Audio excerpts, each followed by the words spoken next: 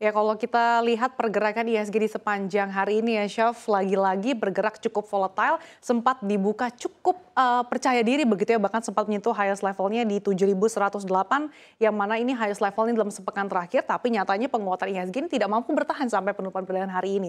Sebetulnya apa saja sih Chef yang patut kita cermati, sentimen-sentimen apa saja yang mewarnai pergerakan IHSG pada hari ini? Ya, benar sekali Sasa. Kalau misalkan kita berbicara sentimen, pastinya tidak berbeda jauh dengan kemarin ya Sasa, di mana para pelaku pasar ini masih mencermati berbagai pendapat ataupun statement yang datang dari The Fed. Jadi sementara waktu investor ini masih menanti hasil rapat dalam Federal Open Market Committee atau FOMC minutes yang akan dirilis Kamis pekan ini. Notulen rapat Federal Reserve tersebut akan mengindikasikan seberapa besar kenaikan suku bunga acuan pada tanggal 14 Desember mendatang.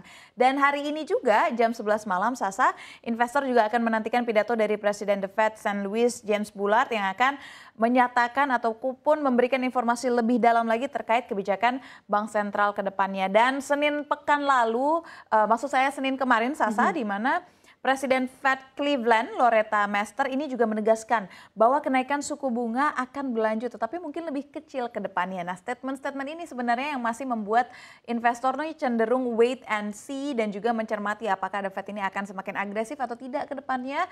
Karena ya pastinya mereka para petinggi-petinggi ini sudah bisa membaca terlebih dahulu kan. Dan memang konsensus ini juga melihat bahwa The Fed masih ada kemungkinan untuk menaikkan 50 BPS lagi ke depannya, Sasa.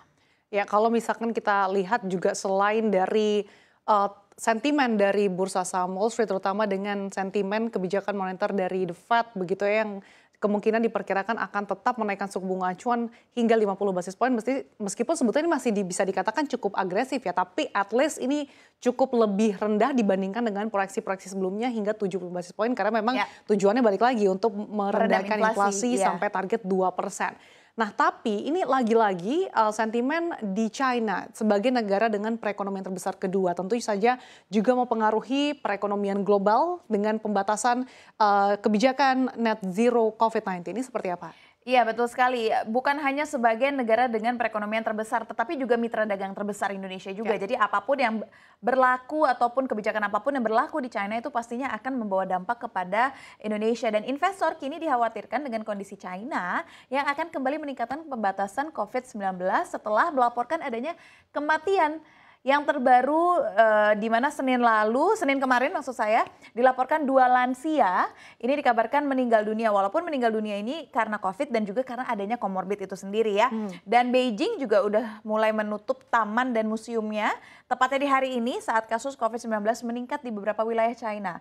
Kota ini telah melaporkan 1.438 kasus lokal baru, naik dari 962 pada hari Minggu. Jadi memang China ini memiliki kebijakan yang sangat ketat sekali terkait dengan pengendaliannya, tetapi memang membawa dampak yang juga sangat signifikan ke negara-negara yang menjadi partner kerja ataupun partner dagang dari China. Betul, apalagi China ini juga merupakan salah satu pusat manufaktur dunia. Otomatis kalau kota-kotanya ini terutama seperti Shanghai gitu ya, misalkan tentunya saja ini akan memperberat atau mungkin membatasi rantai pasokan dunia, sehingga ini akan mempengaruhi juga rantai pasok, kemudian juga dari ekspor atau aktivitas ekspor impor yang dilakukan oleh berbagai negara termasuk Indonesia sebagai mitra dagang. Nah, selain sentimen-sentimen yang menyelimuti perekonomian global dan juga pasar keuangan tanah air, Chef, kalau kita lihat terkait dengan pergerakan rupiah yang pada akhir-akhir ini cukup bergerak, cukup volatil begitu ya, sudah bergerak melemah 6 hari beruntun, tapi kalau kita lihat tadi berhasil rebound, ini seperti apa Anda melihatnya? Ya memang Sasa, kalau misalkan kita berbicara berhasil rebound, memang kalau misalkan dibandingkan dengan kemarin kan terakhir kita siaran di jam 3 itu berada di angka 15.700 dan hari ini berada di angka 15.600, masih belum bisa kuat melawan greenback, berada di bawah 15.500. Kalau kita lihat dari sektor finansial ini sudah jelas stabilitas rupiah menjadi sangat penting untuk bisa menjaga daya tarik investor asing. Karena rupiah yang stabil pemirsa membuat investor asing tentunya akan lebih nyaman untuk mengalirkan modalnya ke dalam negeri karena resiko kurs yang lebih rendah.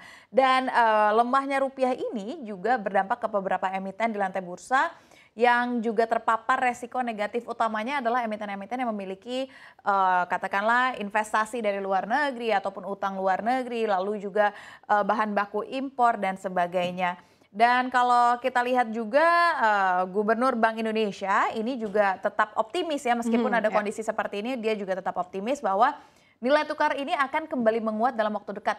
Hanya berdasarkan apa? Berdasarkan fundamental ekonomi Indonesia yang masih dalam kondisi prima. Ya, meskipun memang pelemahan rupiah secara year to date sudah mencapai 9% lebih, tapi balik lagi dengan fundamental Indonesia yang baik, ini setidaknya pelemahan rupiah ini masih lebih baik begitu ya Yes. dibandingkan dengan negara-negara lain. Apalagi dengan berbagai kebijakan ataupun intervensi yang dilakukan Bank Indonesia. Misalkan satunya adalah Bank Indonesia ini sudah menguras cadef hingga 153 triliun rupiah ini demi rupiah. Selain itu Bank Indonesia juga terus negosiasi dengan perbankan nih Chef supaya mencari cara agar eksportir ini mau menyimpan dolarnya di tanah air demi juga menjaga kestabilan nilai tukar rupiah. Ya, betul sekali Nah, Sasa. Dan kalau nggak hanya itu aja ya, sebenarnya juga melakukan pembayaran utang luar negeri juga yang membuat cadangan devisa kita sebenarnya menipis. Jadi memang ini keluar untuk penguatan rupiah dan juga untuk pembayaran utang luar negeri itu. Iya, Chef. Nah, kita juga beralih nih ke saham-saham yang patut dicermati investor pada hari ini. Karena kalau kita lihat memang salah satunya adalah sektor teknologi yang lagi-lagi ini menjadi sektor yang paling melemah paling dalam begitu pada 2 hari perdagangan hari ini. Sebetulnya ada apa sih dengan sektor teknologi? Oke, kalau kita lihat dari Goto ya, Goto hari ini mengalami pelemahan yang cukup signifikan hingga 6,67%, padahal baru saja merilis laporan keuangan kuartal 3 yang dimana beberapa indikatornya ini menunjukkan peningkatan yang cukup signifikan. Ada beberapa, contohnya adalah GTV di kuartal 3 2022 ini naik 33% mencapai 161 triliun dan capaian ini melebihi dari pedoman kinerja yang telah ditetapkan perusahaan yakni di angka 151 triliun rupiah. Dan pendapatan bersih selama 9 bulan ini juga tumbuh signifikan hingga 134,41%, yakni di angka 7,97 triliun dengan periode yang sama jika dibandingkan tahun lalu di angka 3,4 triliun saja. Direktur utama dari Goto ini menjelaskan bahwa pencapaian GTV dan juga pendapatan pada kuartal 3 2022 ini mencapai rekor tertinggi jika dibandingkan dengan 6 kuartal sebelumnya sejak kuartal 1 2021.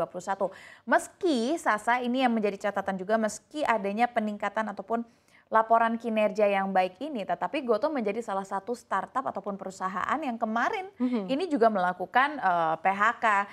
Namun PHK ini memang dilakukan lantaran adanya Goto yang melihat tantangan ekonomi makro ke depannya yang semakin sulit. Lalu ini bisa membawa dampak yang signifikan bagi para pelaku usaha di seluruh dunia termasuk dengan Goto, sehingga Goto mengambil langkah tersebut untuk melakukan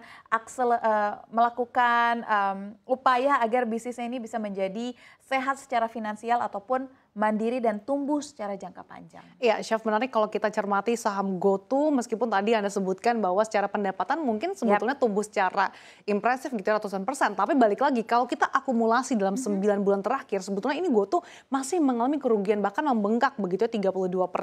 Bahkan kerugiannya ini sampai 20,9 triliun.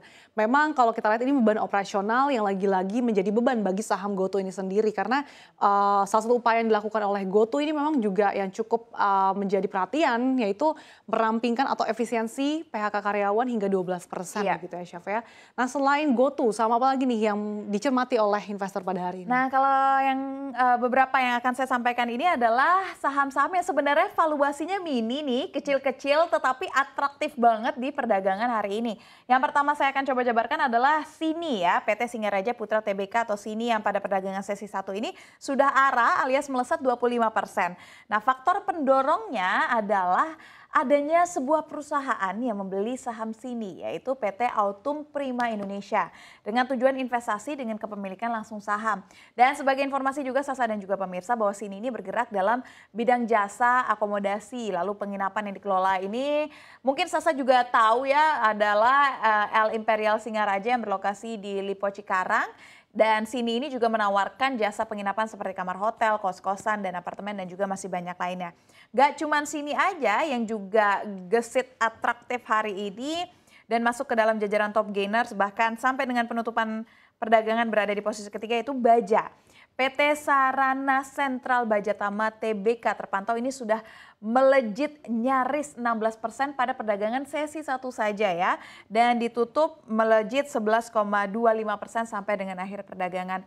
Nah, perusahaan ini memproduksi lembaran baja berkualitas seperti coil yang biasanya digunakan untuk gedung, listrik, mesin, kendaraan bermotor, dan lainnya. Sebenarnya sampai dengan akhir perdagangan ini belum ada kejelasan apa yang sebenarnya membuat harga baja dan sini ini melesat. Ya. Tapi kalau kita lihat dari kinerja keuangannya pada kuartal 3 2022, Baja justru masih mencatatkan rugi bersih sebesar 62,5 miliar rupiah dari sebelumnya pada periode yang sama tahun lalu, di mana Baja juga masih mencatatkan laba bersih sebesar 122,1 miliar rupiah. Tetapi memang kembali lagi ya, apapun yang kita sampaikan di sini, baik ini top gainers ataupun yang berada di dalam top losers, ini bukan ajakan untuk pemirsa membeli, kita hanya mengelaborasi apa yang terjadi terhadap Disclaimer perusahaan. ya. Ya, menarik sekali kalau kita cermati memang saham-saham small caps ini cukup bergeliat begitu ya di tengah Satset. IHSG yang tertekan pada hari ini. Dan kalau kita lihat memang tadi seperti saham Baja begitu yang Syaf sebutkan, bahwa memang perusahaan juga tengah melakukan berbagai langkah begitu, salah satunya efisiensi, kemudian juga memang untuk mengurangi penjualan di segmen retail untuk membalikan kerugian untuk menjadi untung begitu. Tapi balik lagi, sekali lagi disclaimer on, meskipun tadi kita sudah sampaikan juga bahwa beberapa emiten-emiten ini melakukan langkah-langkah aksi korporasi dan juga sahamnya bergerak cukup ciamik begitu ya dalam 2 hari terakhir, bahkan sepekan terakhir ini 2 saham small caps ini bahkan dalam sepekan terakhir penguatannya lebih dari 20%.